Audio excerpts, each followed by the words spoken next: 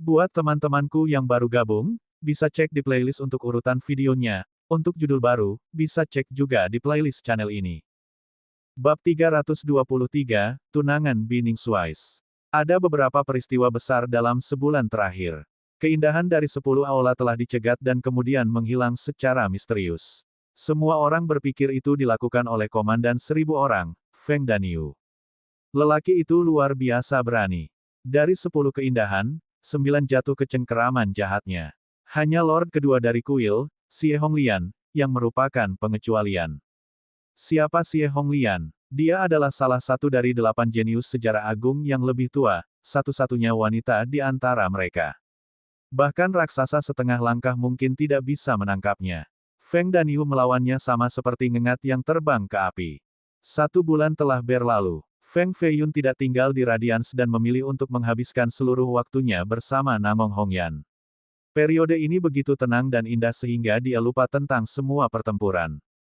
Dia telah sepenuhnya menyempurnakan 5 akar roh dan membuka 50 meridian di tubuhnya. Secara total, ia memiliki 156 meridian, jadi budidayanya melonjak. Namun, kedamaian ini akhirnya hancur hari ini.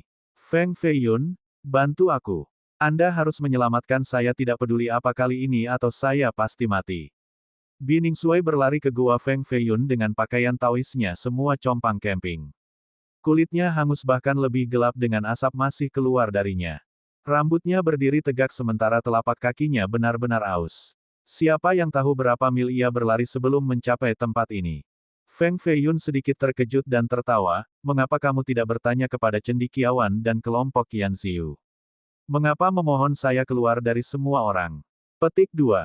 Sarjana itu berkata bahwa dia tidak bisa menyelamatkanku kali ini dan aku hanya bisa hidup dengan datang kepadamu. Dia bilang kau ada di sini, jadi aku berlari.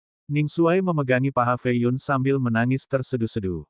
Feiyun mengerutkan kening. Jika ini adalah sesuatu yang bahkan tidak bisa ditangani oleh cendekiawan, sepertinya Ning Sui telah memprovokasi orang yang salah. Siapa yang membuatmu kacau? Jangan bilang ini Raja yang menuntut potnya kembali. Jika itu masalahnya, menjauhlah dariku, jangan libatkan aku dalam hal ini. Feiyun mengejeknya. Jika itu adalah Raja Yang, Ning Sui bahkan tidak akan memiliki kesempatan untuk lari. Feiyun secara alami mengerti ini. Ning Sui berseru, ini bukan Raja Yang tetapi seseorang yang bahkan lebih menakutkan. Feiyun tidak bisa tertawa lagi, siapa itu?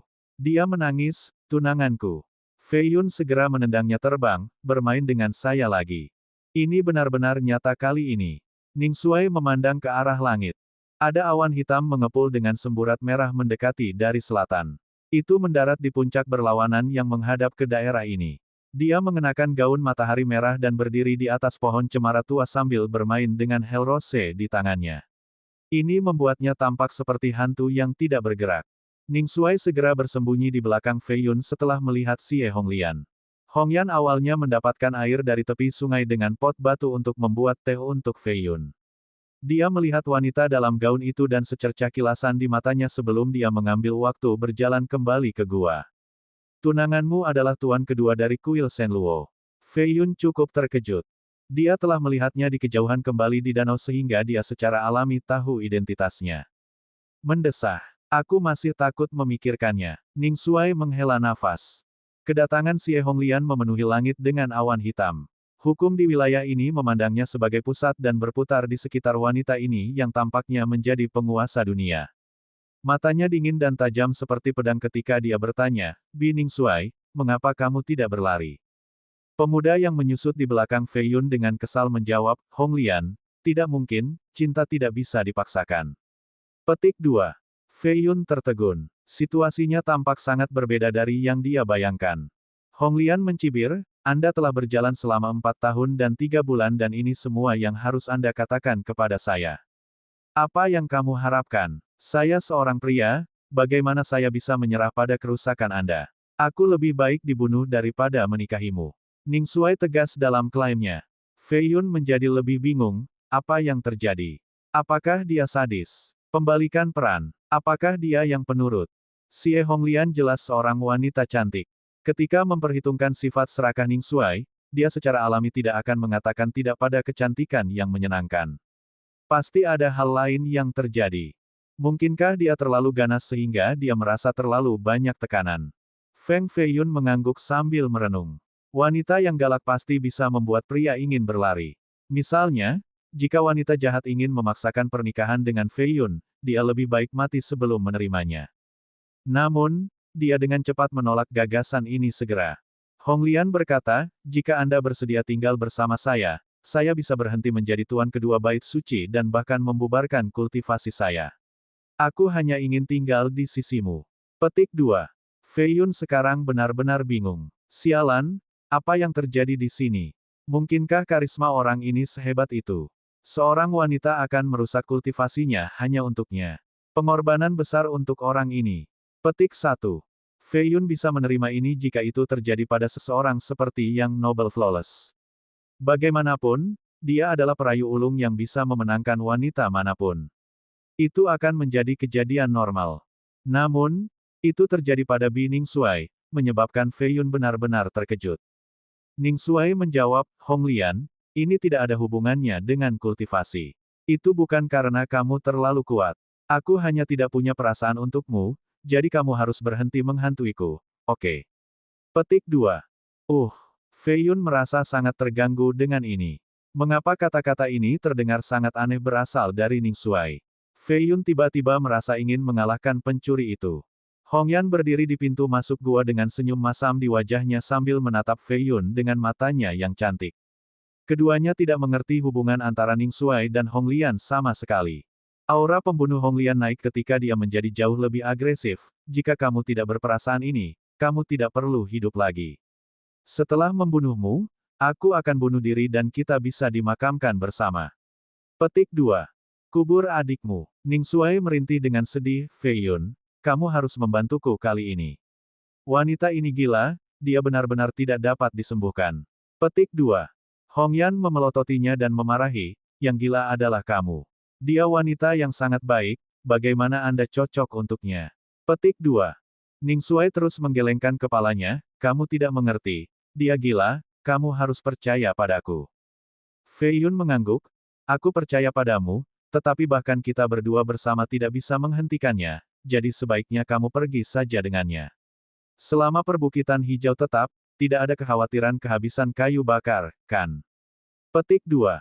Saudaraku Feng, seorang pria harus berbaik hati dan baik hati. Saudara yang baik tetap bersama satu sama lain di saat baik dan buruk. Anda tidak bisa mendorong saya ke dalam lubang seperti ini. Ning Xuai meraih Feiyun dan dengan menyedihkan memohon padanya. Feiyun dengan putus asa menggosok kepalanya sebelum tersenyum, aku tidak mendorongmu ke lubang sama sekali. Kenapa kamu begitu bodoh? Apakah kamu tidak mendengarnya sebelumnya? Selama Anda pergi bersamanya, dia bersedia untuk menghancurkan kultivasinya untuk Anda. Hehe, kenapa kamu tidak bermain saja dengannya dulu sampai dia membubarkannya? Pada saat itu, dia akan menjadi wanita biasa sehingga tidak akan menjadi masalah baginya jika kamu ingin pergi, hehe. Petik 2. Mata Ning Xuai melebar saat dia merasa sangat gembira, ya. Kenapa aku tidak memikirkan itu? Pada saat itu, jika saya menyuruhnya pergi ke timur, dia tidak akan berani pergi ke barat. Jika dia terus berbicara tentang membunuh dan berkelahi, aku akan mencampakkannya. Haha. Tanpa keraguan, Ning Xuai mengangkat dadanya tinggi dan dengan dingin pergi untuk menyerah ke Hong Lian. Hong Yan memandang rendah Feiyun ketika dia bertanya, ide buruk macam apa ini? Mengapa Anda membantunya menyakiti seseorang? Petik 2. Feiyun menggelengkan kepalanya, tonton saja, hubungan mereka tidak sesederhana itu. Petik 2. Boom, sebuah ledakan keras tiba-tiba meletus di langit, menyebabkan bumi bergetar. Energi agung membanjiri sekitarnya. Jantung Feiyun melonjak. Tidak mungkin Ning Xuai diterbangkan ke bubur kertas oleh Hong Lian, kan? Ini memang tidak benar. Penyerang sebelumnya bukan Hong Lian. Itu adalah tombak putih yang terbang dari 1000 mil jauhnya, mengarah ke Hong Lian. Namun, dia menggunakan api neraka di tangannya untuk memblokirnya. Pada saat ini, penguasa tombak akhirnya terbang lebih dari 1000 mil jauhnya. Dia berdiri di sana dengan gagah di atas langit timur di atas sekelompok awan putih. Ini adalah yang terkuat di daftar ratusan pagoda, Yan Ziyu. Raur, 4 naga setengah meraung di kejauhan. Suara kereta bergerak juga datang. Beberapa saat kemudian, kereta kekaisaran berguling dan menghancurkan beberapa awan hitam. Putri Luofu juga ada di sini, dan hal yang sama berlaku untuk si Yelai. Haha, berudu kecil mencari ibu mereka berenang di sekitar induk kura-kura. Aku katak kecil, katak dengan ekor kecilku, ekor, Little Demoness juga ada di sini. Dia memeluk kucing kecilnya sambil duduk di gunung di seberang Xie Honglian. Pemuda paling kuat dari pagoda Wanxi yang ada di sini dan telah memojokkan Xie Honglian. Mereka jelas siap atau tidak mungkin berkumpul di sini pada saat yang sama. Aura yang kuat melesat ke langit. Sepertinya mereka semua mengarahkan senjata ke arahnya. Bahkan Bining Shuai tertegun dan tidak mengerti apa yang sedang terjadi. Mata Feng Feiyun menyipit karena dia mengerti beberapa hal. Bab 324, Pertempuran Antar Prodigis. Boom! Yan Ziyu segera menyerang tanpa menunjukkan tanda-tanda sebelumnya. Tombak putihnya melintasi langit dan berubah menjadi naga banjir besar yang terbang menuju puncak Honglian. Ada gelombang listrik di ujung tombaknya yang menghubungkan kedua puncak. Mata Honglian berubah dingin. Dia menggunakan neraka naik lagi. Itu berubah menjadi sekelompok awan merah untuk menghentikan dorongan khusus ini. Swoosh! Si Yelai juga bergerak. Satu pedang menebas langit dengan momentum tak terbatas seolah-olah dia adalah pedang abadi, meruntuhkan puncak di bawah kakinya.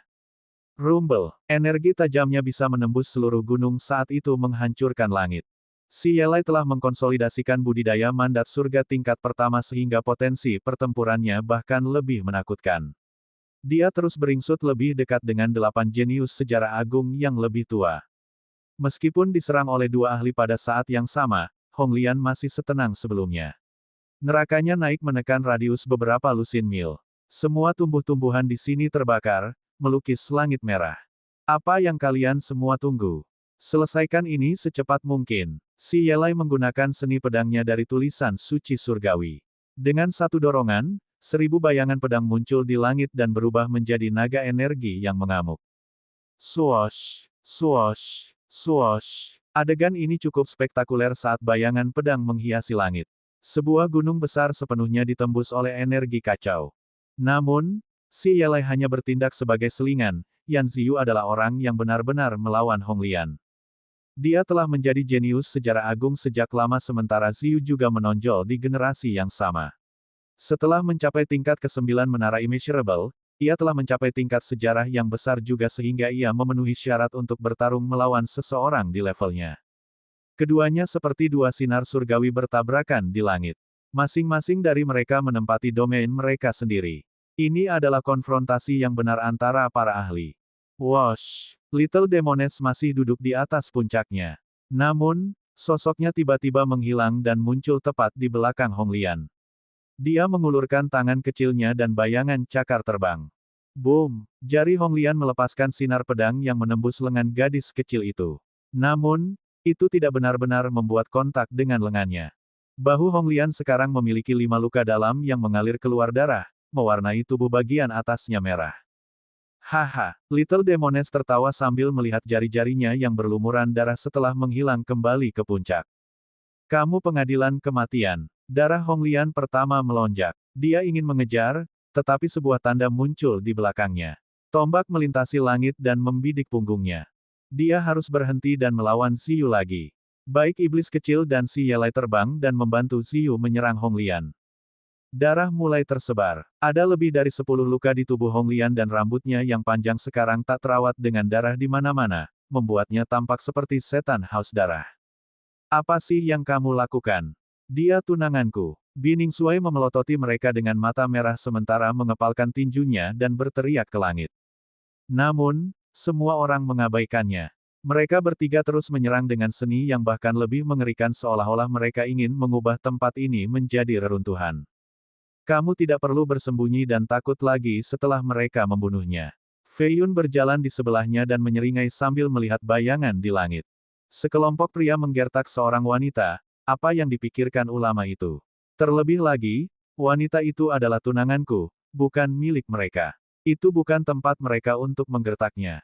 Ning Shuai sangat marah dan ingin melambung ke langit, tetapi Feiyun mendorong di bahunya sehingga dia tidak bisa bergerak. Feiyun berbicara dengan nada serius, apa gunanya kamu? Salah satu dari mereka bisa menamparmu menjadi abu secara instan. Petik 2. Ning Xuai balas, Fei Yun, jika yang mereka gencani adalah Namong Hongyan, apakah Anda akan begitu cuek sekarang? Fei Yun menggelengkan kepalanya, tidak bisakah kamu tahu bahwa kamu sudah terbiasa dengan mereka sejak awal? Sarjana itu mengatakan kepada Anda untuk menemukan saya supaya Anda bisa membawa Xie Honglian ke tempat ini. Para ahli top ini telah mengikuti Anda selama ini sehingga mereka bisa menangkapnya. Petik 2. Sarjana itu benar-benar tidak bermoral dengan metodenya untuk menangkap 10 keindahan sesat, ia bahkan akan menggunakan bangsanya sendiri. Ning Xuai tidak bodoh dan segera menyadarinya juga, jadi dia mengutuk cendekiawan surga menghitung, kau. Dia berjuang dan membebaskan dirinya dari tangan Fei Yun. Tubuhnya berkedip ketika dia terbang menuju Honglian. Fei Yun tidak mencoba menghentikannya karena dia tidak bisa pada saat ini. Jika kamu bersedia melakukan itu untukku suatu hari, aku tidak akan menyesal dalam hidup. Hongyan berada di sebelah kanannya dan memegang lengannya sambil menyandarkan kepalanya di bahunya. Fei Yun memeluk pinggangnya dan tersenyum, apa yang kamu pikirkan? Aku sedang memikirkan apakah aku harus membantu mereka atau tidak. Dia menatap langit. Ini adalah keputusan yang sulit. Dengan mengambil tindakan, itu berarti kebohongan dan kepura-puraannya akan runtuh. Dia tidak akan bisa terus bertindak sebagai Namong Hongyan yang rapuh yang bisa bersandar di dadanya lebih lama. Tetapi jika dia tidak melakukan sesuatu, Honglian dan Ning Xuai akan dalam bahaya. Dia secara alami tahu apa yang dipikirkan wanita itu, jadi dia mengambil napas dalam-dalam dan memeluknya lebih erat agar dia tidak menghilang di saat berikutnya. Boom! Yan Ziyu mengumpulkan semua energi rohnya ke tombaknya.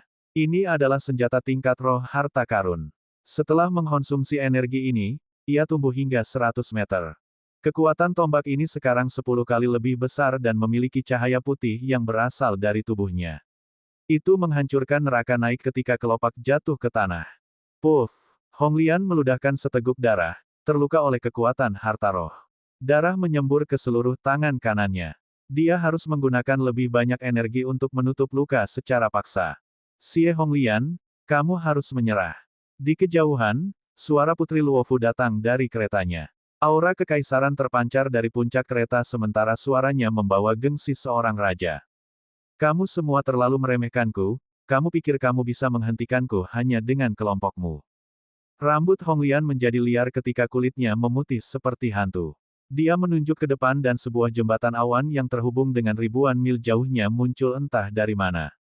Dia ingin membuka Ghost Immortal Bridge untuk meninggalkan tempat ini. Boom! Perintah surgawi terbang keluar dari cakrawala dengan kekuatan yang agung dan tak tertahankan. Itu menghancurkan jembatan sepenuhnya dan mengubahnya kembali menjadi awan putih. Honglian terpesona oleh kekuatan ini dan memuntahkan darah untuk kedua kalinya. Lukanya semakin parah saat dia menggigit giginya, The Queen Order. Itu benar, itu adalah Queen Order, semua harus berlutut sebelum kedatangannya. Sang putri sedikit mengangkat tangannya dan perintah mengambang kembali ke genggamannya. Tidak perlu membuang nafasmu dengannya. Semua orang, pergi bersama, melumpuhkan kultivasinya terlebih dahulu untuk menghindari masalah. Si Yelai menyerang lebih dulu dengan pedang kuno. Itu adalah teknik pedang lain dari tulisan suci surgawi. Honglian mendengus dan meraih pedangnya dengan tangan kosongnya. Itu bergetar dan meninggalkan luka dalam di telapak tangannya dengan darah menetes ke bawah. Namun, itu tidak bisa dilepaskan. Yelai kaget. Orang Honglian ini cukup kuat untuk menahan seni pedangnya tanpa senjata. Retak. Dia mengepalkan tinjunya dan langsung menghancurkan pedang ini sebelum meniupnya dengan tamparan backhand. Pluf! Pluf! Astaga! 3 lubang berdarah terbuka di dada Yelai saat pecahan-pecahan itu terbang menembus tubuhnya. Ziyu menyatakan, Xie Honglian, saya, Yan Ziyu, berjanji kepada Anda bahwa selama Anda menyerah sekarang, kami tidak akan mengambil hidup Anda. Petik 2. Honglian tertawa jijik dengan kepala terangkat tinggi dan balas, bahwa itu, berhenti memuntahkan begitu banyak omong kosong. Meo, bayangan putih mengitari dia dan meninggalkan bekas cakar di tangannya. Kucing putih kemudian terbang kembali ke pelukan Little Demoness. Little Demoness mengerjap dan mengungkapkan senyum polos dan manis, Sister Honglian, Waiti baru saja mengatakan kepada saya bahwa itu bisa memangkas tenggorokan Anda, tetapi itu tidak ingin membunuh Anda. Haha. Kita tidak bisa menunggu lebih lama lagi, para ahli sesat akan segera datang. Semuanya, pergi bersama. Saat sang putri mengatakan ini, semua orang segera mengambil tindakan. Si Yelai mencibir sambil menciptakan gambar naga harimau dari telapak tangannya, untuk dapat menangkap kejeniusan besar sejarah veteran benar-benar menarik. Petik 2. Harimau naga itu sebesar gunung kecil dan membawa beberapa juta pon kekuatan. Little Demoness, Yan Ziyu, dan Princess Luofu semuanya melepaskan serangan mereka yang paling kuat. Mereka mempertaruhkan semuanya untuk menekannya. Panci Maha Kudus Darah. Tengkorak berdarah terbang ke depan dengan awan merah tua dan energi pembunuh yang mengerikan. Bi Ningsuai melayang tepat di bawah pot dan berdiri berdampingan dengan Xie Honglian. Yan Ziyu berteriak, Bi Ningsuai, pergi ke samping. Ningsuai tidak bergerak sama sekali. Dia berdiri di sana dengan tingkat tekad yang belum pernah terjadi sebelumnya. Tidak perlu khawatir tentang dia, menekan mereka berdua. Si Yelai berteriak dan tidak ragu. Gambar naga macannya jatuh dan menghancurkan awan berdarah. Jeritannya bahkan membuat pot itu bergetar. Meskipun bermandikan darah, Honglian mengungkapkan senyum pahit dan mendorong Ningsuai ke sekelompok awan. Dia kemudian mengaktifkan pot yang ditinggikan untuk bertarung melawan 4.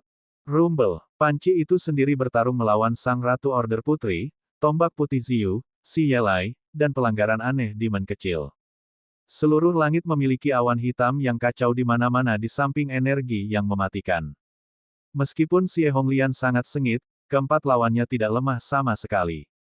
Mereka semua keajaiban luar biasa sehingga, pada akhirnya, dia masih kehilangan dan darahnya memercik di langit. Dia jatuh ke tanah dengan luka di sekujur tubuhnya. Ledakan. Si Yelai sangat menakjubkan. Dia mendarat dan menginjak tubuhnya sambil berteriak, hanya ini yang bisa kamu lakukan sebagai Grand Historical Genius yang lebih tua.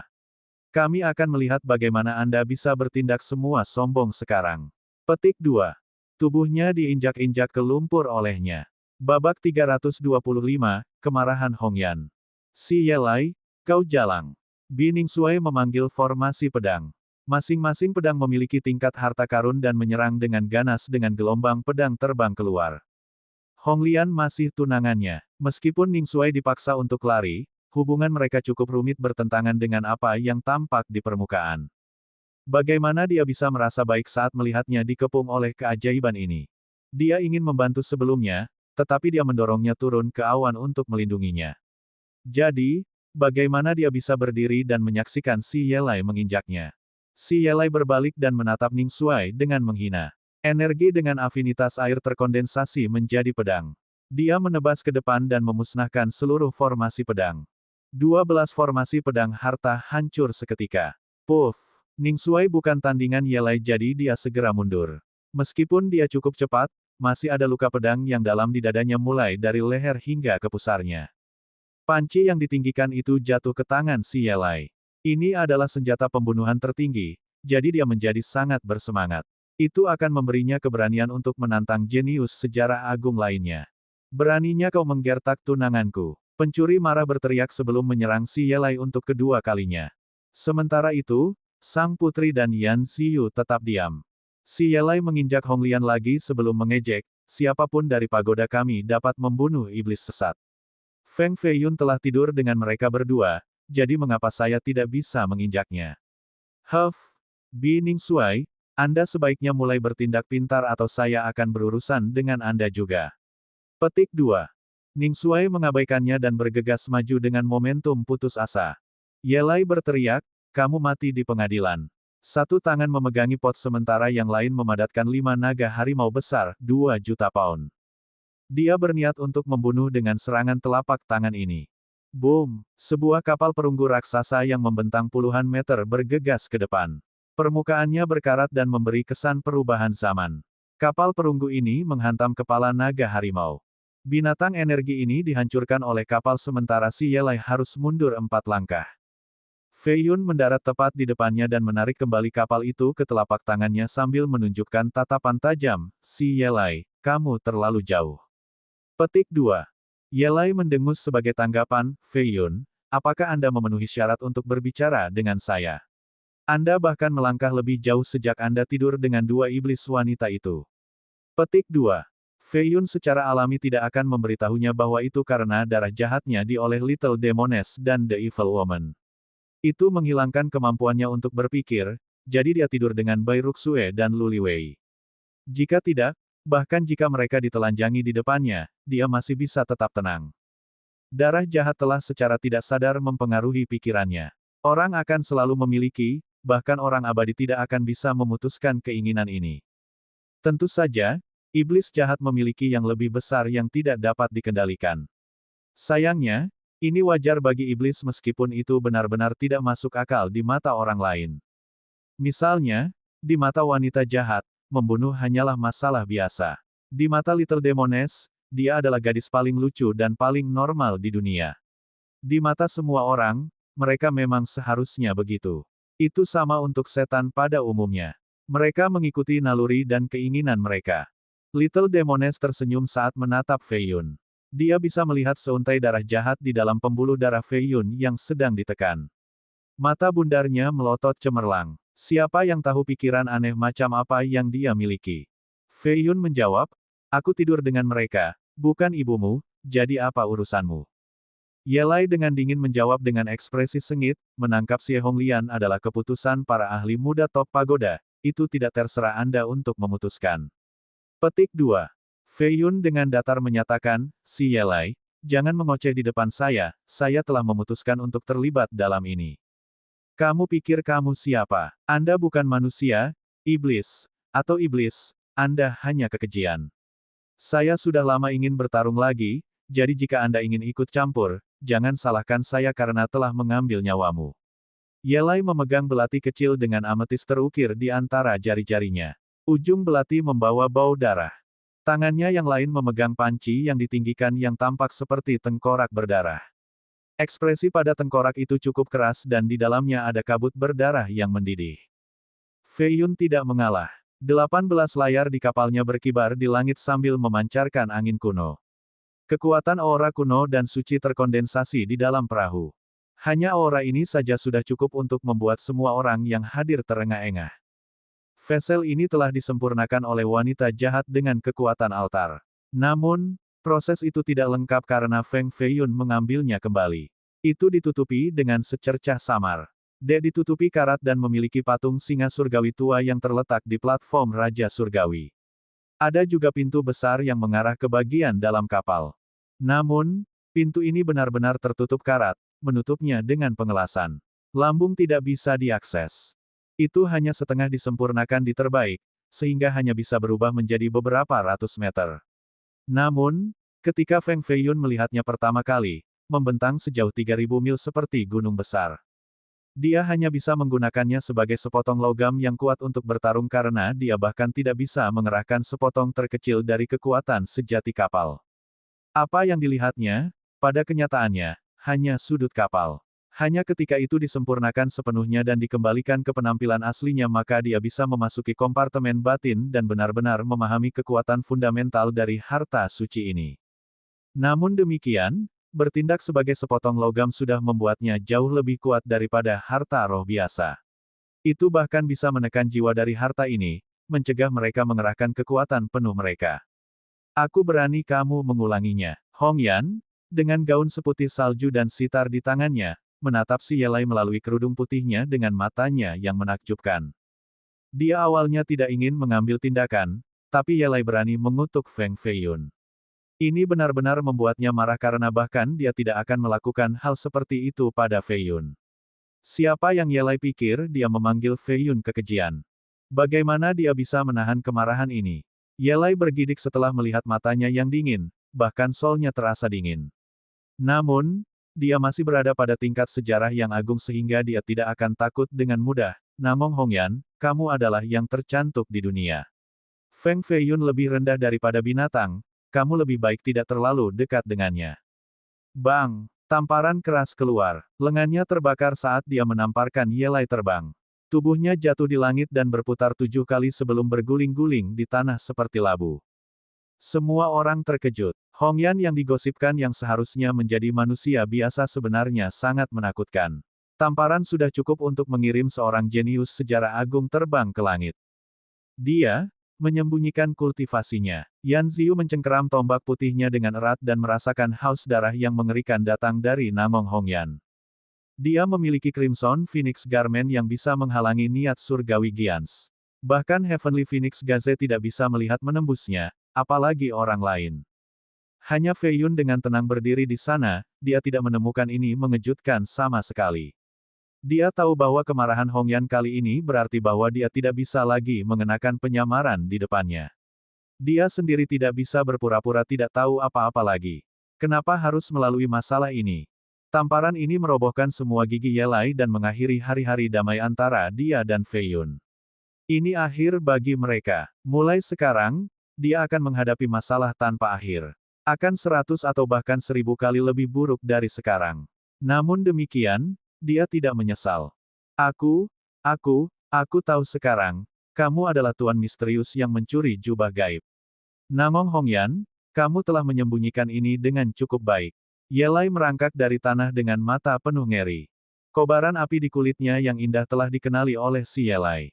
Dia adalah orang yang mencuri jubah dari menara harta, master misterius yang diselimuti api. Hong Yan siap untuk diekspos saat dia mengambil tindakan, jadi dia dengan dingin tersenyum, itu benar. Petik 2. Boom! Dia membalikkan telapak tangannya untuk melepaskan serangan berapi lain yang menghancurkan belati ametis si Ye Lai sepenuhnya sambil menekan pot yang ditinggikan. Ye Lai pucat dan murid-muridnya dikontrak. Dia mencoba yang terbaik untuk melawan dengan melepaskan 14 ledakan energi naga harimau berturut-turut, tetapi semuanya dihancurkan dengan cara yang sama. Satu telapak tangan darinya memaksanya untuk berlutut di tanah sehingga dia bahkan tidak bisa mengangkat kepalanya. Yan Ziyu berbicara, Namong Hong Yan, kejahatanmu keji. Lebih dari 100 keajaiban dari pagoda telah mati di tangan Anda, belum lagi hilangnya jubah gaib. Anda telah menjadi musuh bebuyutan kami. Petik 2. Kalau begitu datang dan bunuh aku. Hong Yan tidak takut, terbukti dengan matanya yang berkabut. Dia benar-benar tidak peduli tentang ancamannya. Ziyu melanjutkan, ini bukan urusan saya karena akan ada penatua penegak hukum yang datang untuk berurusan dengan Anda. Namun, si Ye Lai adalah jenius sejarah agung, Anda tidak bisa membunuh. Pluf!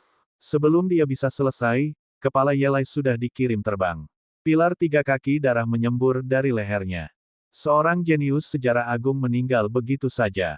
Dia layak mati jadi dia harus mati. Hong Yan dengan santai berbicara ketika dia mengeluarkan kain putih untuk dengan lembut menyeka potongan darah dari jari-jarinya yang halus. Bab 326, Swift Samsara. Grand Historical Geniuses adalah kelompok bakat yang paling berbakat. Hanya satu atau dua yang akan keluar dalam satu era. Karena perubahan tatanan surgawi, tatanan duniawi juga terpengaruh. Momentum yang belum pernah terjadi sebelumnya datang ke dunia ini, jadi jenius sejarah besar lainnya keluar dengan mengenakan pakaian seperti gambar naga yang melahap langit.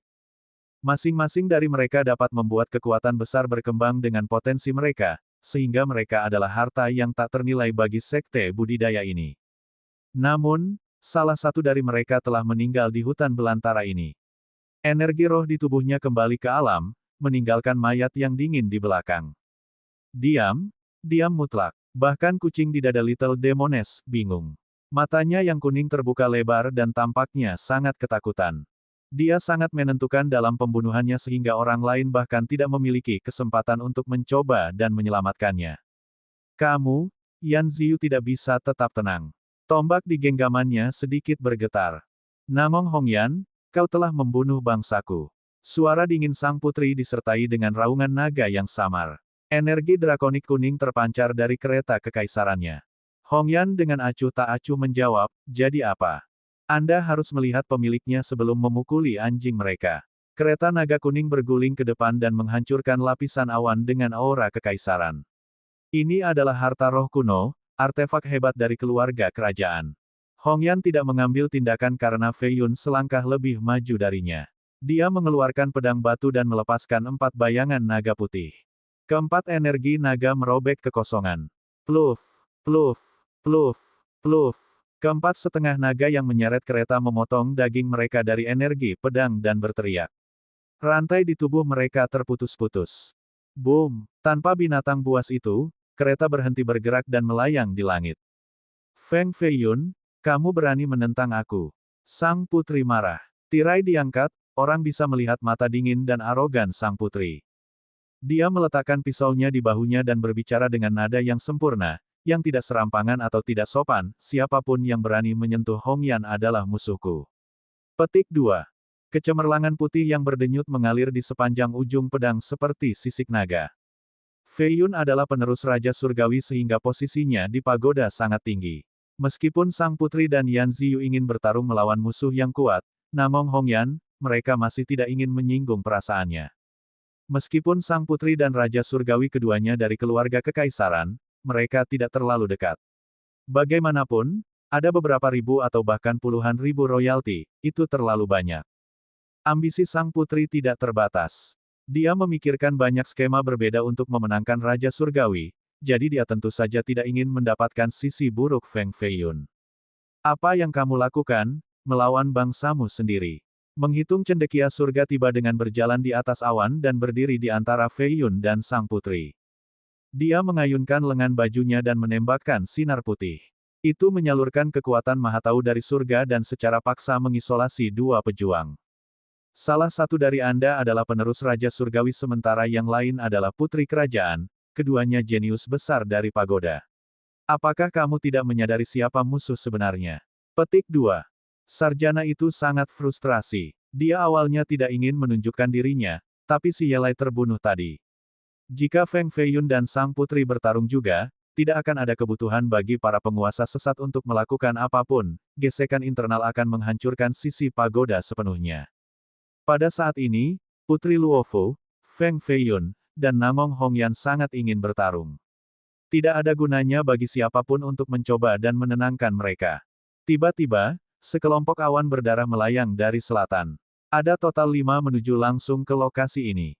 Sarjana itu dengan cepat menghitung dengan ekspresi yang sedikit berubah, waktu habis, 5 penguasa sesat datang sekarang. Ini bukan saatnya menghadapi mereka. Tinggalkan tempat ini dulu, maka kita akan membicarakannya. Petik 2. Sang Putri berteriak, Namong Hongyan, kamu akan membayar 1 hari untuk apa yang telah kamu lakukan. Kereta kekaisaran menembakkan 8 kilatan emas kecemerlangan yang menenggelamkan dunia. Seseorang bisa dengan samar mendengar raungan naga surgawi. Cahaya ini mundur seperti gelombang di samping kereta. Rumor mengatakan bahwa 8 jiwa naga disegel di dalam. Ini adalah kekuatan nyata yang menggerakkan kereta. Setelah diaktifkan, ia dapat melakukan perjalanan 1 juta mil dalam 1 hari melintasi seluruh dinasti Jin.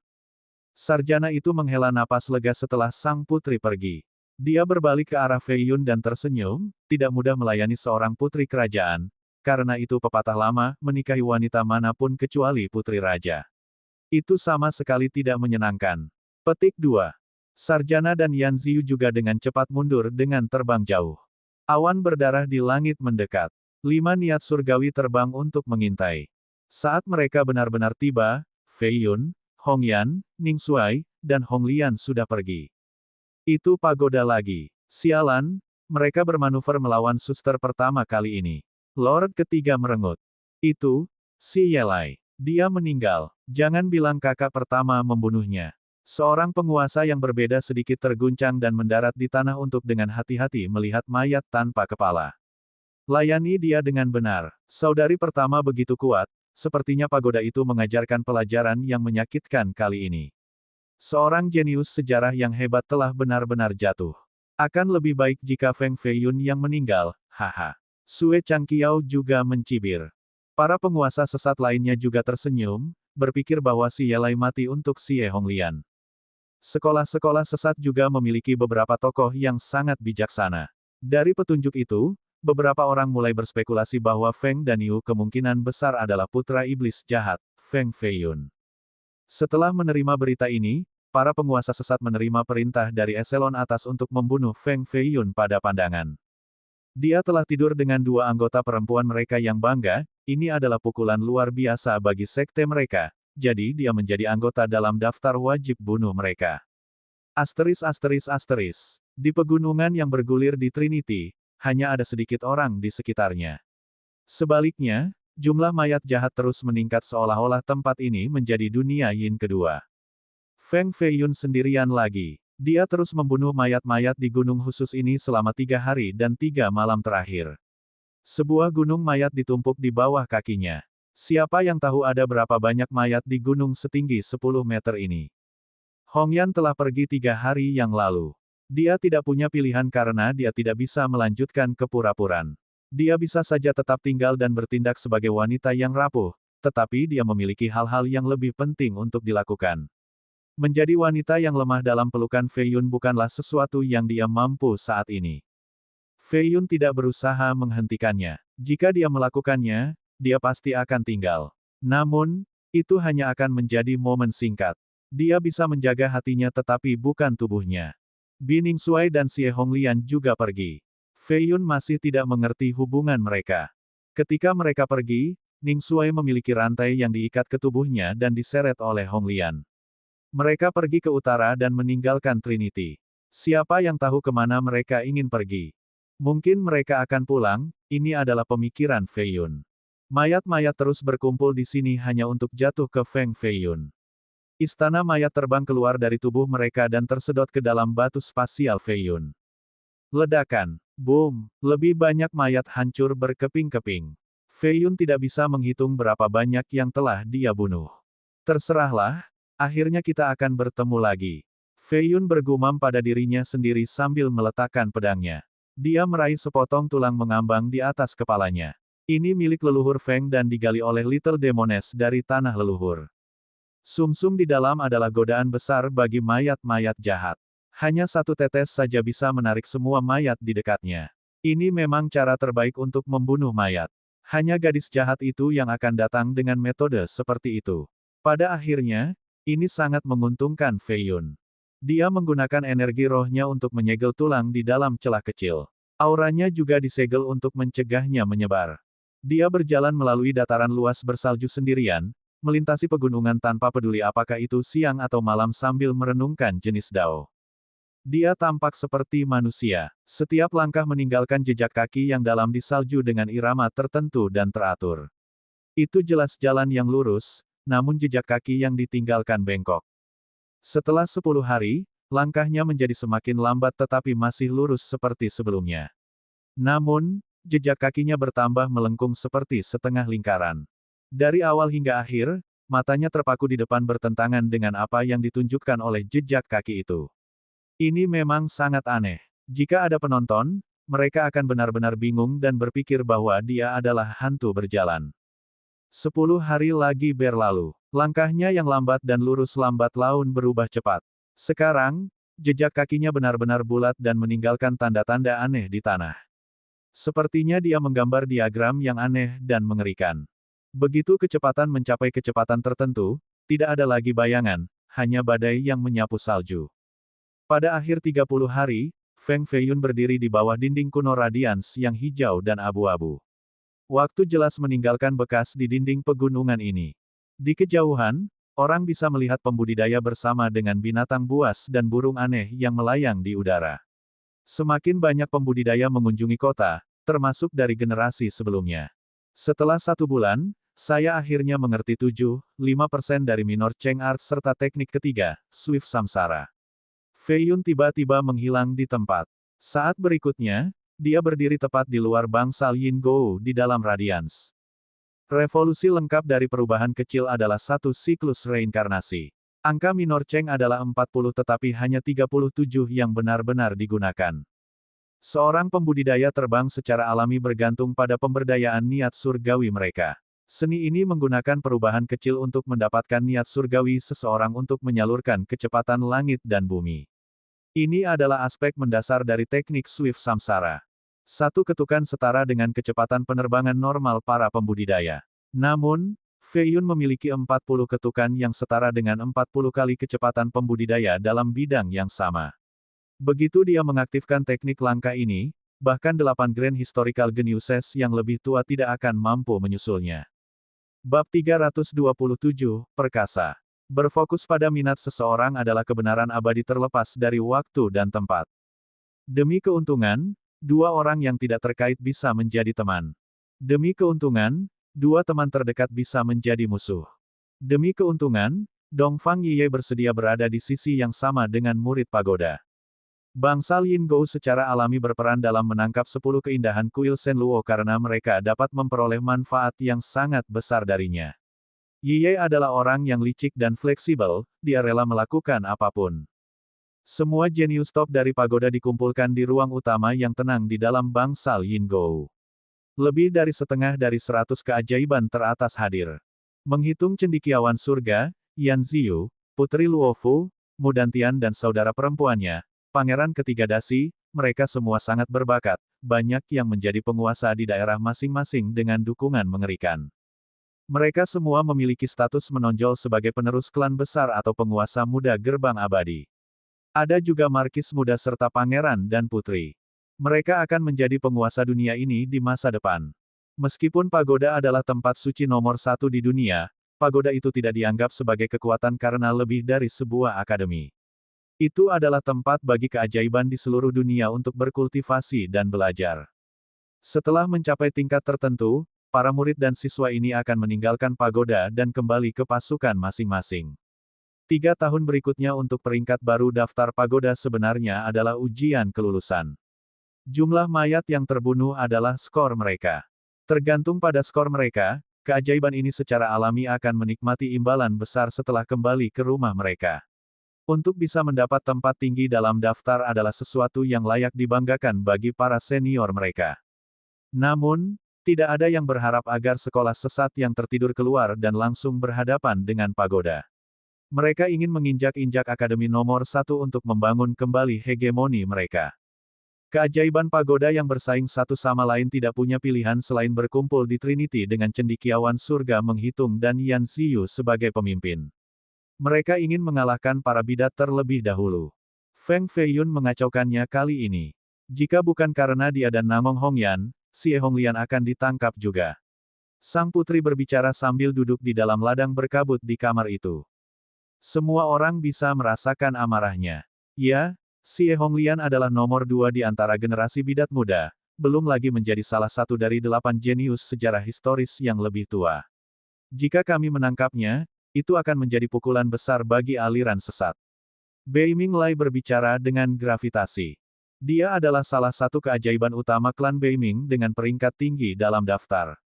Klan ini memiliki hubungan buruk dengan Raja Surgawi, jadi dia telah mendapatkan pesan rahasia dari klannya. Bila perlu, dia harus membunuh Feng Feiyun dengan tenang untuk memberikan pukulan berat kepada Raja Surgawi. Namun, status Feng Feiyun sangat tinggi di pagoda, jadi tidak ada yang berani langsung menghadapinya pada saat ini. Tapi sekarang dia benar-benar bekerja dengan Namong Hongyan, para murid pagoda punya alasan untuk bermanuver melawannya. Hongyan telah membunuh lebih dari 1000 murid pagoda selain mencuri jubah gaib. Dia telah menjadi musuh publik pagoda, jadi Feng Feiyun mendukungnya membuatnya menjadi musuh juga. Seorang pria berjanggut dengan 2 kepang panjang berkata, saya mendengar bahwa surga cemburu dengan kecantikan Hongyan. Setiap pria yang melihat wajahnya akan menjadi konyol dan terpesona olehnya. Aku takut ini terjadi pada Feiyun, dia telah menjadi budaknya. Orang seperti itu tidak bisa menjadi Raja Surgawi berikutnya. Petik 2. Namanya Ling Feng, putra seorang komandan surgawi di ketentaraan, anggota pengadilan. Dengan status ini, dia secara alami ingin menyenangkan sang putri.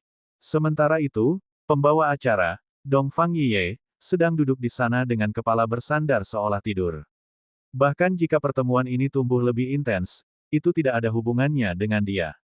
Kelompok sarjana tidak mengatakan apa-apa. Mereka mengerti apa yang sedang terjadi dan tidak ingin menyia-nyiakan kata-kata. Semua keajaiban baru ini memiliki kekuatan besar yang mendukung mereka, jadi ada banyak perebutan kekuasaan yang rumit. Itu tidak sesederhana seperti yang terlihat di permukaan. Siapapun yang terlibat akan terseret ke dalam lumpur.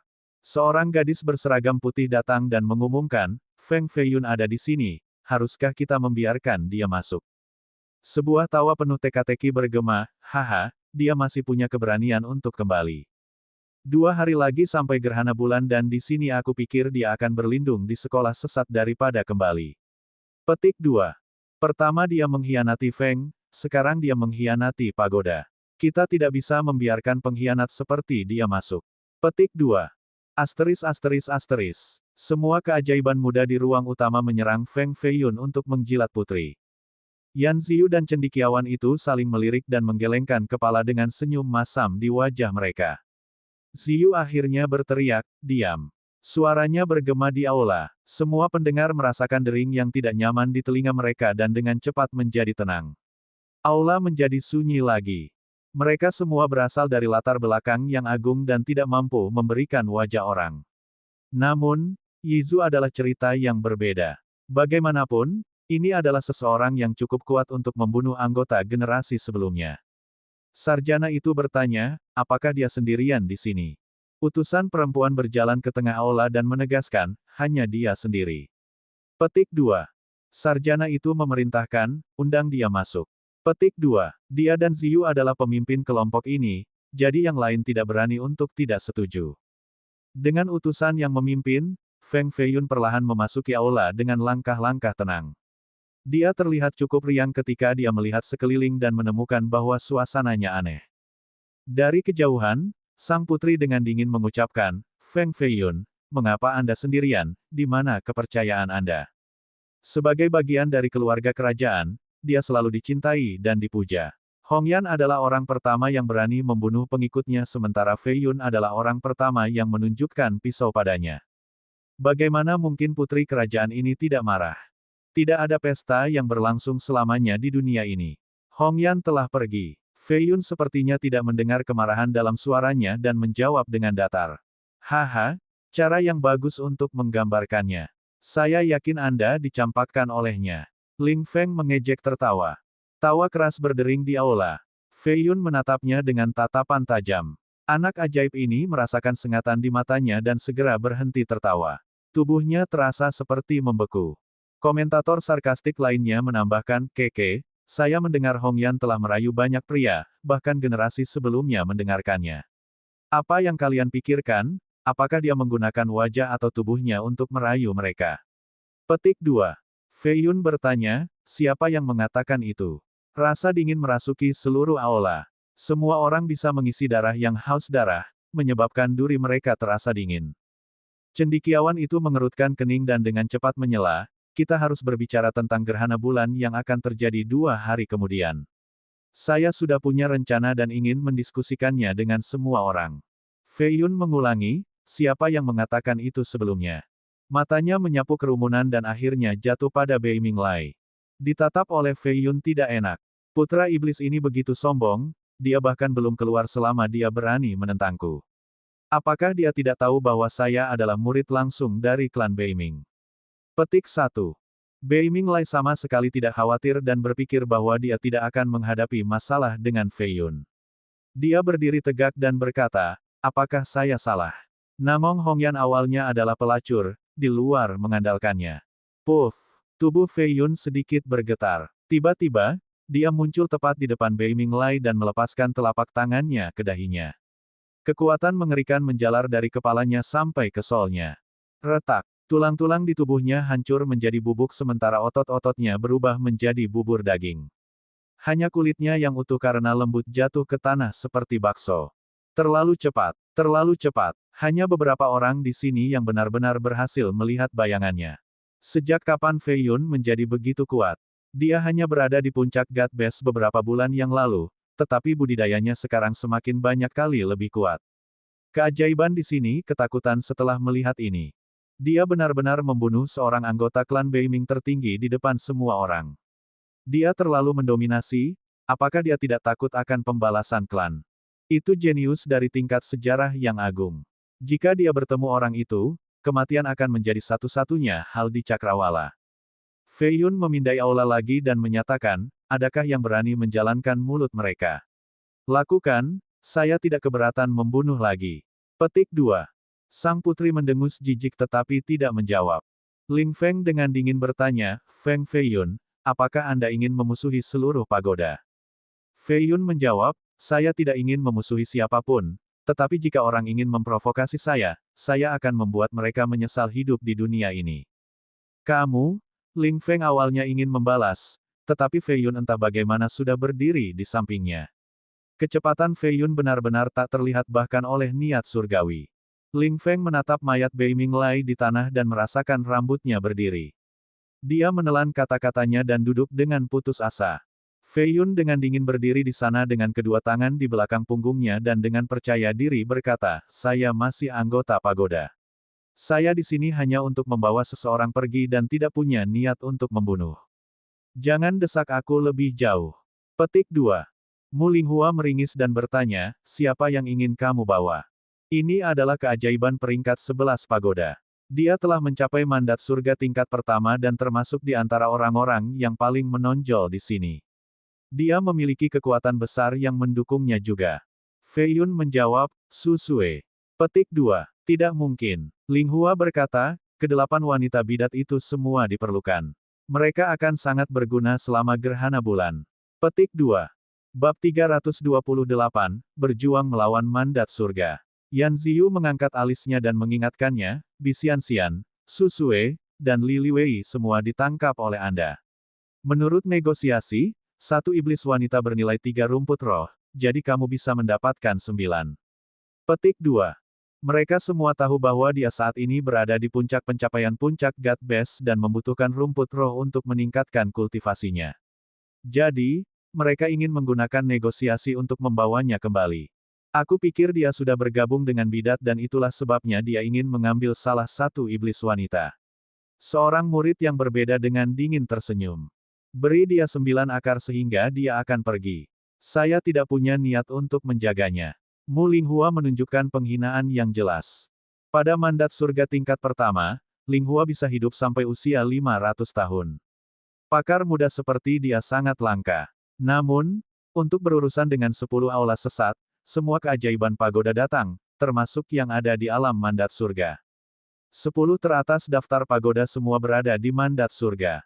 Dia berada di peringkat ke-11 dan telah mencapai ranah ini beberapa waktu yang lalu. Fei Yun menyatakan, saya harus membawa Su Sue hari ini. Petik 2.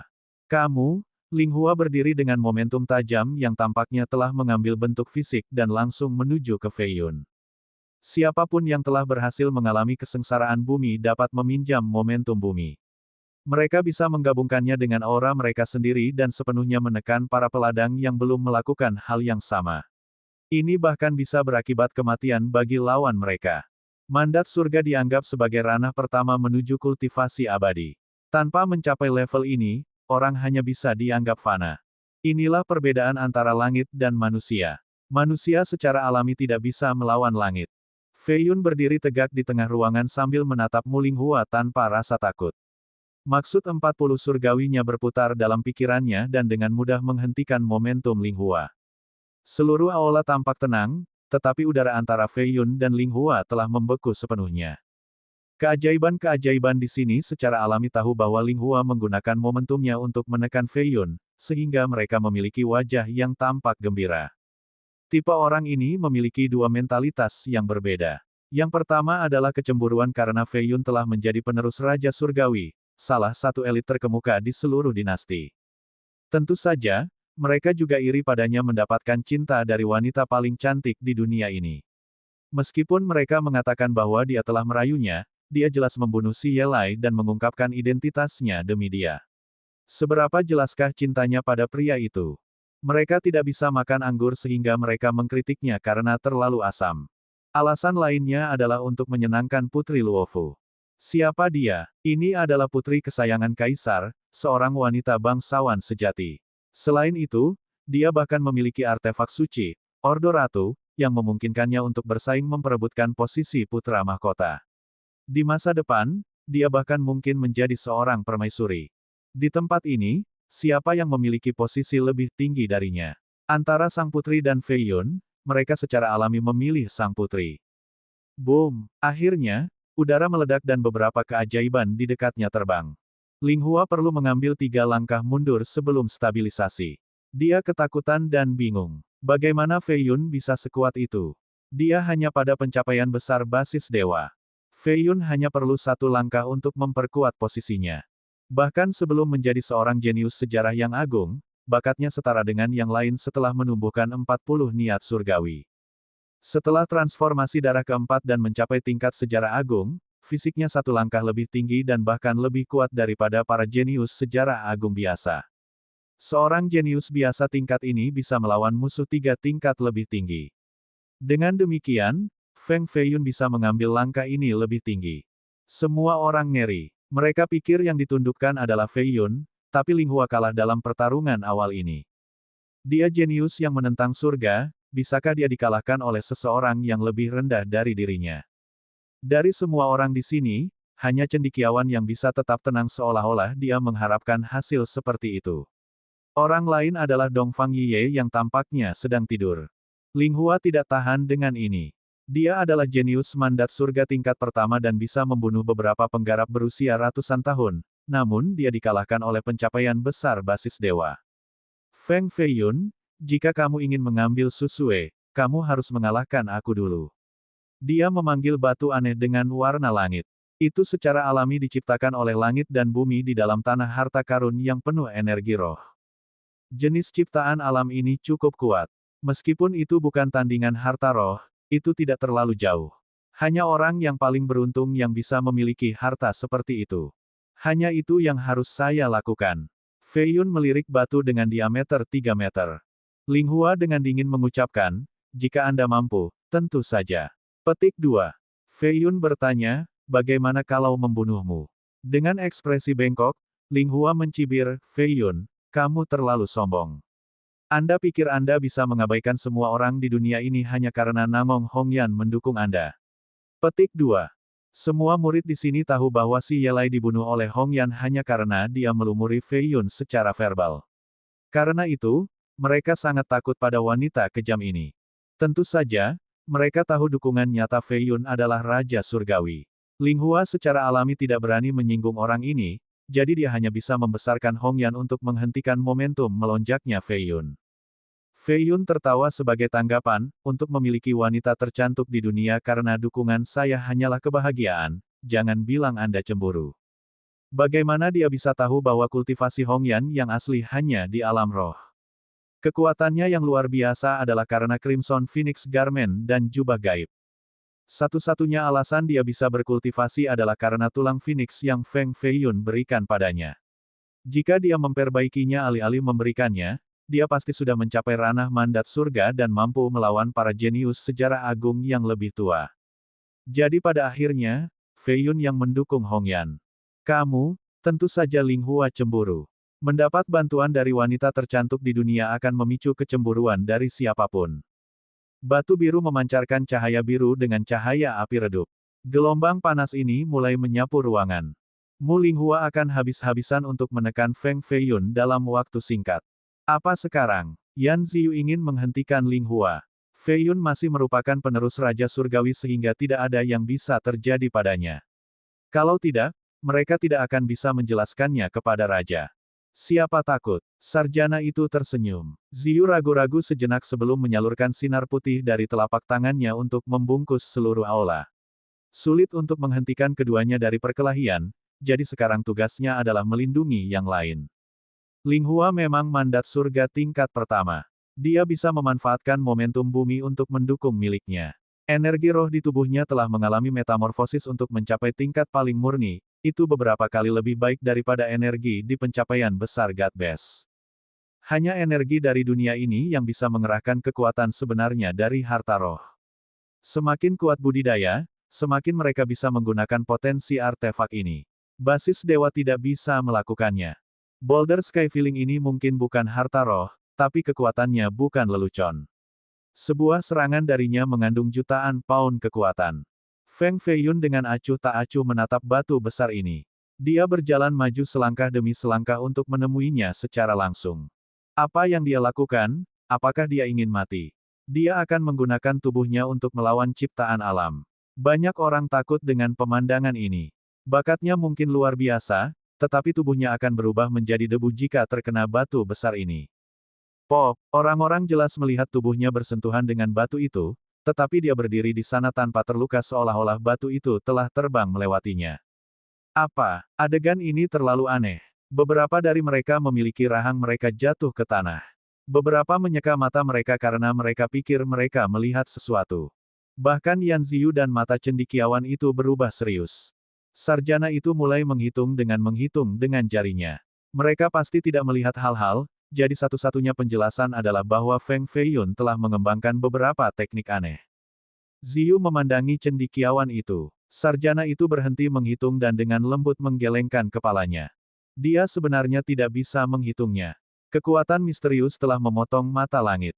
Hanya ini saja yang menunjukkan bahwa ini adalah teknik luar biasa yang berasal dari suatu tempat yang jauh, mungkin masa lalu yang jauh atau masa depan yang kabur. Meskipun tidak dapat melihat melalui teknik ini, sarjana berhasil menyadari sesuatu yang lain. Itu memberinya ketakutan yang tak terkatakan, jadi dia berhenti berani untuk mencoba dan menghitung Feng Feiyun kalau-kalau ada bencana turun padanya. Feiyun secara alami menggunakan langkah-langkah teknik Swift Samsara. Meskipun sepertinya dia berjalan lurus ke depan, dia benar-benar membuat lingkaran di sekitar batu. Ini adalah bagian yang paling mengerikan tentang teknik gerakan ini, itu benar-benar tidak dapat diprediksi dan tidak dapat dibedakan. Ling Hua sedikit heran, tapi dia masih ahli. Dia menginjak tanah dan formasi besar muncul di bawah kaki Feng Feiyun. Dia ingin menghentikan gerakan Feiyun. Hanya 1 detik sudah cukup bagi batu untuk mengambil hidup Feiyun. Dia tidak menyadari bahwa Feiyun bahkan lebih maju dalam hal formasi. Feiyun melakukan hal yang sama dan menginjak tanah. Formasi tingkat kedua top-top bergegas kembali di bawah kaki Ling Hua dan meniup jubah putihnya berkeping-keping. Bab 329, Artefak Soulbound. Giliranmu. Pedang batu raksasa ditangguhkan di udara. Sinar tajam keluar dengan aura tajam dan tak terhentikan seperti naga putih. Variasi kedua dari seni Raja Sabre Raja Naga, 9 Firmamen Slash. Ini adalah seni yang hanya dilatih oleh anggota keluarga kerajaan.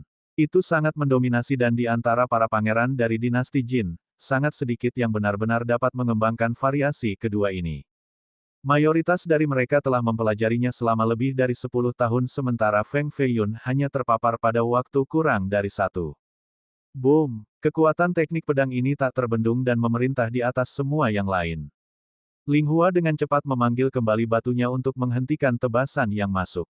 Ketika gelombang kejut menghantam batu besar, itu bergetar terus-menerus dan hampir terbang keluar dari tangannya.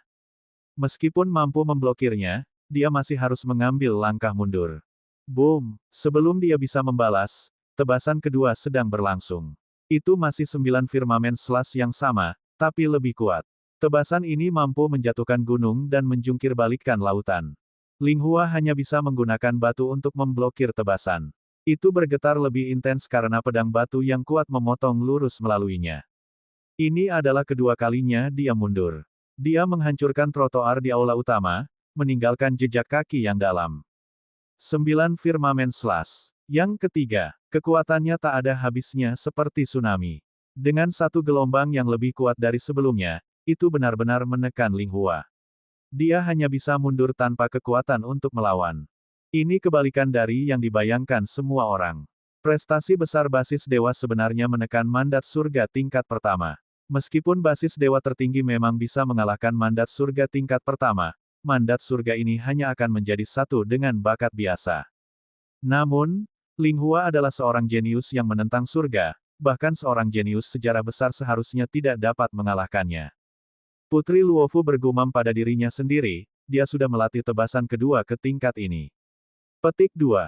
Ada 9 lapisan gelombang total untuk teknik ini, satu lebih kuat dari sebelumnya. Setelah Feng Feiyun melepaskan tebasan ketujuh, energi pedang telah mengambil bentuk fisik dan bergegas keluar seperti pisau surgawi. Itu akan menghancurkan penghalang yang didirikan oleh Yan Xiu. Beberapa pembudidaya mandat surga lainnya dari pagoda menembakkan cahaya putih untuk menstabilkan penghalang ini. Mendominasi, kuat, pantang menyerah. Tangan Ling Hua pecah dengan helai darah yang mengalir keluar. Sepasang mata elangnya cukup dingin. Dia mulai menyalurkan energi kedantiannya untuk mengerahkan seni yang menantang surga. Boom! Tebasan ke-8 disertai dengan raungan naga. Itu menyebabkan semua puing-puing di tanah terbang sambil menghancurkan lantai sepenuhnya. Sebuah tebasan putih dari pedang batu bergegas keluar dan dengan ganas memotong batu. Ciptaan alam ini terpesona dan terbanting ke penghalang putih. Pop, penghalang putih telah menderita banyak kerusakan saat batu menembusnya dan menabrak dinding, menciptakan lubang besar. Dongfang Yiye yang awalnya tidur sedikit membuka matanya. Dia tersentak karena sakit karena uang yang baru saja hilang. Tangan Ling Hua mati rasa karena getaran, dan dia agak pusing juga. Kakinya didorong ke tanah. Seni Raja Sabre Naga ini terlalu mendominasi dan tidak bisa diblokir sama sekali. Aku akan mengirimmu pergi sekarang.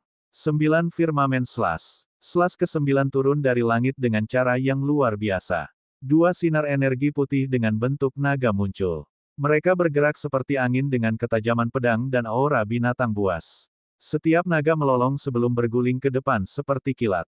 Semua murid di aula utama menembakkan sinar putih mereka sendiri, khawatir penghalang itu akan hancur total. Mereka tidak ingin melihat seluruh bangunan ini hancur. Itu tidak mudah. Kamu memandang rendah mandat surga. Dan Tian Linghua menembakkan pesawat ulang-alik yang mempesona. Itu memiliki warna langit, panjangnya 7 meter, dan setebal pohon. Ada rune di permukaan dengan es dingin di kepala. Ini adalah Shuttle Fastiven. Itu menyatu dengan Linghua di dalam dantiannya, membuatnya seolah-olah itu adalah bagian dari tubuhnya. Alam roh, yayasan abadi, dan basis dewa hanya tingkat kultivasi untuk bagian atas dantian. Namun, dantian itu dibagi menjadi 3 tingkatan. Hanya dengan melampaui kesengsaraan bumi untuk mencapai mandat surga, seseorang dapat membuka dantian batin. Linghua sebenarnya menggunakan artefak jiwanya. Apakah Feng Feiyun sekuat itu? Seorang murid sedikit terkejut. Pada mandat surga tingkat pertama, seorang kultivator bisa mengerami artefak yang terikat jiwa di dalam dantian batin mereka. Jenis artefak ini hampir menyatu dengan penggarap. Bagi beberapa dari mereka, spiritualitas di dalamnya bahkan lebih besar daripada harta roh. Slash ke-9 dihentikan oleh Shuttle Fastiven, Linghua akhirnya membalas untuk pertama kalinya. Setetes darah menetes dari ujung jarinya ke pesawat ulang-alik dan meresap ke dalam. Wosh! Pesawat ulang-alik berbalik secepat kilat dan terbang di atas bahu Feiyun. Itu hampir tidak memiliki bayangan karena kecepatan yang hebat dan hampir menembus tubuhnya. Feiyun, dengan artefak jiwaku keluar, bagaimana kamu akan bertahan hidup? Linghua tertawa gila. Dari awal hingga akhir, dia berpikir untuk membunuh Feng Feiyun alih-alih hanya menang. Kamu terlalu memikirkan dirimu sendiri, aku hanya menggunakan kamu untuk melatih pedangku. Dengan itu, tubuh Feiyun berkedip dan menghilang. Kecepatannya bahkan lebih cepat daripada pesawat ulang-alik. Dia langsung muncul di depan Linghua, beberapa inci darinya. Sosok Feiyun tumbuh lebih besar di murid Linghua dan akhirnya menempati seluruh ruang. Wosh! Pesawat ulang-alik terbang kembali untuk kedua kalinya, tetapi Feiyun meraih dan menekannya dengan cincin roh tak terbatasnya. Itu redup dan tidak bisa mengerahkan kekuatan sama sekali. Kamu, Linghua benar-benar terkejut, Feiyun benar-benar meraih artefak jiwanya dengan tangan kosong. Apakah ini masih hanya pencapaian besar basis dewa? Feiyun mengayunkan shuttle ke dahi Linghua, menyebabkan darah tumpah. Kaki Linghua bergetar saat dia hampir goyah ke tanah.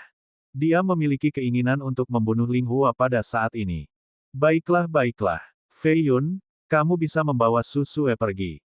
Sarjana cerdas itu secara alami melihat haus darah di matanya dan menggeser tubuhnya.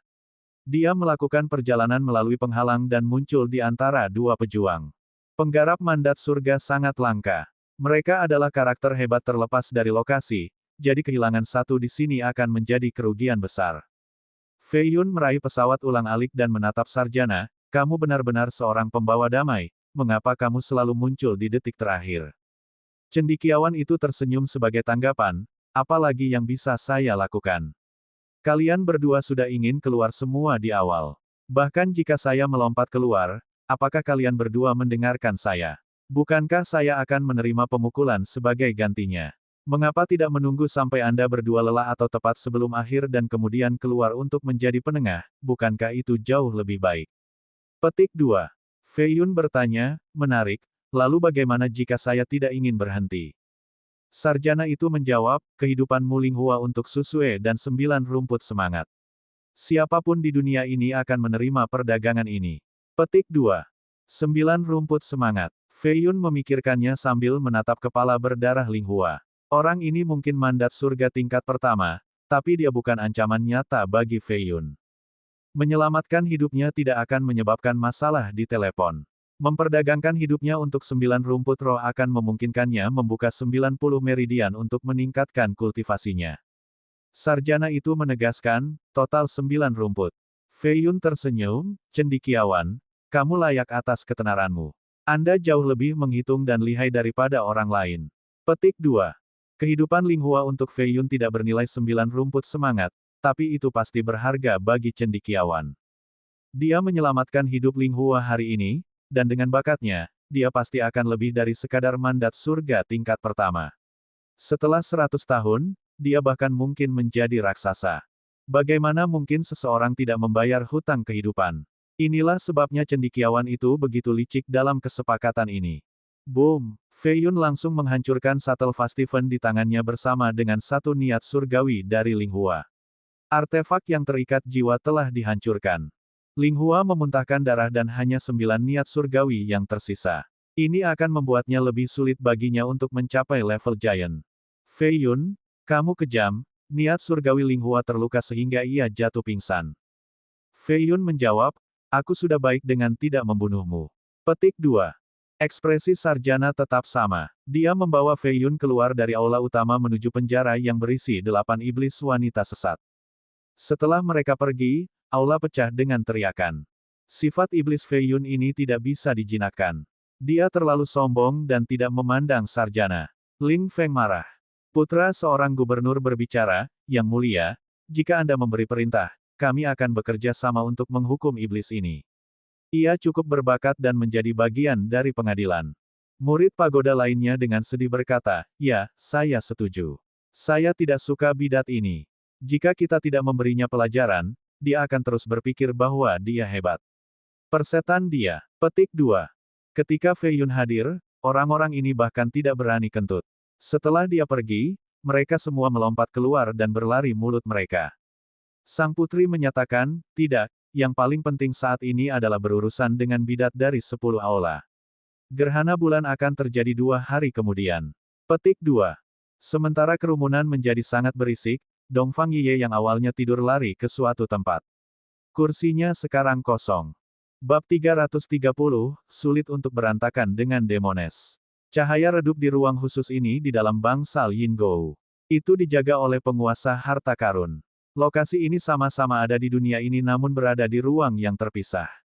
Karena 8 iblis wanita di penjara di sini, para ahli bidat tidak dapat menemukan mereka. Kalau tidak, mereka akan melakukan jauh lebih awal. Kamu benar-benar ingin pergi. Cendekiawan itu memimpin. Fei Yun menjawab, tidak ada tempat bagi saya di sini setelah menyinggung sang putri. Dia berhenti sebentar dan tertawa, ditambah lagi, jika aku tidak pergi, aku khawatir akan membunuh lebih banyak orang. Petik 2. Orang-orang akan datang untuk menemukannya kalau dia ingin membunuh lebih banyak lagi. Lebih baik pergi karena tinggal akan menghasilkan lebih banyak masalah. Sarjana itu batuk dan berkata, gerhana bulan dalam 2 hari, saya harap Anda bisa datang ke Danau Suci. Jika Anda dapat meninggalkan nama Anda di monumen, masa depan Anda tidak akan terduga. Petik 2. Kita bisa membicarakannya nanti. Fei Yun menjawab dengan sikap tidak berkomitmen. Sarjana itu bertanya, baik, saya sudah selesai. Oh benar, apakah Bining Shuai dan Xie Honglian sudah meninggalkan Trinity? Petik 2. Feng Fei Yun tersenyum sambil berjalan di belakangnya, menghitung cendekia benar-benar tahu segalanya di dunia ini, sangat menakjubkan. Menangkap Xie Honglian bukanlah ideku. Ini adalah keputusan dari beberapa Giants setengah-setengah dari generasi pagoda sebelumnya. Mereka di sini di Radiance untuk mengambil alih. Sarjana itu menghela nafas. Fei Yun sedikit terkejut. Ini adalah kompetisi untuk para pemuda tetapi generasi sebelumnya juga datang. Apakah perang habis-habisan akan terjadi? Jika mereka tidak hati-hati, perang yang menghancurkan bumi akan terjadi di sini di Radiance. Sarjana itu mengungkapkan, Bining Shuai, Xie Honglian, dan saya sebenarnya dari tempat yang sama. Petik 2. Fei Yun tidak terkejut. Jika terasa seperti Sarjana dan Ning Shuai memiliki semacam koneksi. Pertama, peta kulit domba tentang distribusi mayat-mayat di Grand Southern Prefecture yang Ning Shuai coba jual pasti sudah ditarik oleh cendekiawan. Kedua, ketika Fei Yun memaksakan dirinya di Bairuxue kembali di Gunung Banda, hanya dia, Bairuxue, dan wanita jahat tahu tentang hal itu. Bining Shuai tidak mungkin ada di sana. Dengan demikian, ketika berita ini muncul, itu menunjukkan bahwa cendekiawan adalah orang yang menghitungnya sementara Bining Shuai menggerakkan mulutnya kemana-mana dengan sengaja. Ketiga, Ning Shuai memiliki panci pengukur darah. Sudah begitu lama, namun raja yang masih belum datang untuk menemukannya. Ini berarti bahwa cendekiawan itu membantunya dalam menghalangi mata surga. Bahkan yang raja tidak bisa menemukan aura panci. Semua ini menunjukkan bahwa mereka berdua dan Hong Lian harus memiliki hubungan yang luar biasa dan rumit. Fei Yun sangat ingin tahu tentang latar belakang mereka. Namun, cendekiawan itu tidak ingin mengungkapkannya, jadi dia tidak bertanya. Keduanya terus maju dan jalan di depan semakin gelap. Mereka memasuki ruang khusus dengan trotoar merah. Di sini, dindingnya sebesar gunung dengan ukiran yang terpahat di atasnya. Formasi dan penghalang terlarang ada di mana-mana. Satu langkah salah dan penyusup akan berubah menjadi abu secara instan. Di kejauhan ada panggung merah tua dengan beberapa pria berambut abu-abu duduk dalam pose meditasi. Mereka tak bergerak seperti batu dan tampaknya terbenam dalam kultivasi abadi. Fei Yun merasakan beberapa niat surgawi yang cepat dan kuat menyapu tubuhnya yang dengan cepat menghilang setelah sekilas. Duo terus maju melalui hutan batu dan kemudian sebuah gua untuk mencapai pintu masuk lembah dengan logam tergeletak di mana-mana. 8 iblis wanita di penjara di sini. Tercantuk dari aula ketiga, Bisian-sian, dalam gaun hitam dan rambutnya semulus air terjun duduk di sana. Sosok halusnya juga dalam pose meditasi di atas platform besi kuno selebar 1 mil. Setelah melihat cendekiawan dan Fei Yun, dia langsung melonjak di atas platform dengan jarum darah 3 kaki di antara jari-jarinya. Dia membenci Fei Yun sampai ke tulang. Bang! Sebuah penghalang air muncul di udara. Dia tertiup kembali oleh arus listrik yang mengalir melaluinya dan jatuh kembali ke platform besi. Fei Yun memberinya senyum sebelum melanjutkan. Semua iblis ini adalah pembunuh massal. Mereka adalah kalajengking beracun dan memperlakukan laki-laki sebagai mainan, jadi sudah waktunya bagi mereka untuk mencicipi obat mereka sendiri. Wan Xiangchen, penguasa ketujuh, telah jatuh ke dalam perangkap cendekiawan. Yan Ziyu sendiri mengambil tindakan, tapi dia hampir berhasil melarikan diri. Pada akhirnya, Little Demoness adalah orang yang menangkapnya. Dia memiliki banyak kebebasan karena dia tinggal di gua kosong yang mengambang di langit. Dia berdiri di pintu masuk dan menatap beberapa ratus meter ke bawah. Fei Yun dan cendekiawan itu tampak seperti semut dari sana. Dia berkata, menghitung cendekia surga, Anda pikir Anda bisa membodohi semua sekolah sesat. Kami juga memiliki master kebijaksanaan tertinggi dan mereka akan mengetahui skema Anda. Petik 2. Nona Wan, tolong jangan marah. Setiap orang dapat meninggalkan bangsal Yin Gou setelah 2 hari, tapi, cendekiawan itu dengan hormat menundukkan kepalanya, membuat dirinya terlihat cukup sopan dan halus. Tapi apa? Dia mendengus. Kalau begitu kamu akan tahu. Sarjana itu tidak ingin memprovokasi tuan sesat ini. Latar belakangnya tidak sederhana dan akan sangat bermasalah untuk bertemu dengan mesin penuai yang mendukungnya. Dia tidak berhenti dan melanjutkan sambil melihat ke arah Fei Yun, para iblis wanita ini memiliki latar belakang yang luar biasa. Kami mungkin telah menangkap mereka, tetapi kami tidak benar-benar melukai mereka. Kalau tidak, sekelompok pria tua akan muncul. Ini terutama berlaku untuk Wan Xiangchen. Rumor mengatakan bahwa dia adalah anak perempuan tidak sah dari penguasa gua dari garis keturunan kuno di wilayah utara. Jika sesuatu benar-benar terjadi padanya, bahkan Giant akan terbunuh dalam 3 hari. Latar belakang Bisian-sian mungkin tidak sehebat Xiangchen, tetapi kakeknya adalah raksasa setengah langkah dengan posisi yang sangat tinggi di aula ketiga. Petik 2. Meskipun generasi yang lebih tua tidak bisa ikut campur dengan persaingan para pemuda, jika itu adalah seseorang yang sangat protektif dan bias, masalah akan tetap terjadi. Gua mayat di wilayah utara memang menakutkan. Fei Yun telah melihat teknik mereka yang sangat kuat sebelumnya. Hatinya sedikit melonjak ketika dia dengan cepat bertanya, bagaimana dengan Lu Liwei? Jangan bilang dia punya latar belakang yang kuat juga. Petik 2.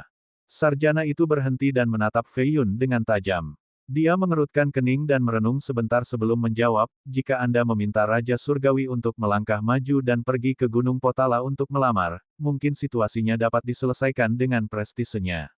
Petik 2. Fei Yun terkejut, apakah kamu bercanda? Cendekiawan itu menggelengkan kepalanya, ada 3 guru kebijaksanaan terbaik di seluruh dinasti Jin. Yang pertama adalah dari prefektur Jiang kuno, Master Kebijaksanaan Jing Feng dari Divisi Penyembahan Surga. Orang kedua memimpin di Gunung Potala. Petik 2. Fei Yun selesai, dan yang ketiga adalah kamu. Petik 2. Sarjana itu mengangguk. Fei Yun bertanya, tempat apa itu Gunung Potala? Sarjana itu menjawab dengan pertanyaannya sendiri, pernahkah Anda mendengar tentang Pinnacle Fate Ending Palace? Organisasi pembunuh bayaran dunia, ditakuti oleh semua. Mereka bahkan berani berbisnis dengan membunuh Giants. Suatu hari, mereka berada di puncak dan bahkan mencoba membunuh seorang ratu jin. Sayangnya, mereka gagal. Bagaimana mungkin Fei Yun tidak mendengar tentang tempat ini? Tidak, itu berhasil. Sarjana itu tidak setuju. Apa? Fei Yun sangat terkejut, menurut catatan dari gulungan kuno, Jin Empress tidak mati ke istana karena tidak ada yang bisa membunuhnya saat itu. Dia mati di tangannya sendiri. Petik 2. Sarjana itu menggelengkan kepalanya, untuk istana, senjata bukan satu-satunya hal yang bisa membunuh. Kematiannya memang disebabkan oleh istana. Petik 2. Dia agak khawatir tentang kisah ini, jadi dia menembakkan kecemerlangan putih dari lengan bajunya untuk mengisolasi area ini sebelum mengungkapkan rahasianya. 2000 tahun yang lalu, Permaisuri Long Jiangling adalah seorang jenius tertinggi dan benar-benar tak terkalahkan. Namun, dia tiba-tiba meninggal di istananya, ini menjadi misteri sejarah. Siapa yang menyangka bahwa istana nasib-nasib puncak terlibat? Mungkin beberapa pendahulu bijak dari keluarga kerajaan telah menemukan jawabannya. Sayangnya, untuk menjaga gengsi klan mereka, mereka hanya bisa menutupi kebenaran sehingga tidak ada yang tahu seluk-beluknya. Jadi Anda mengatakan bahwa istana pembunuhan terletak di Gunung Potala. Fei Yun meratapi nasibnya yang mengerikan. Hari-hari baiknya akan berakhir jika dia memprovokasi pembunuh yang paling menakutkan di dunia. Sarjana itu menggelengkan kepalanya sebagai tanggapan, bahkan istana harus mematuhi Gunung Potala.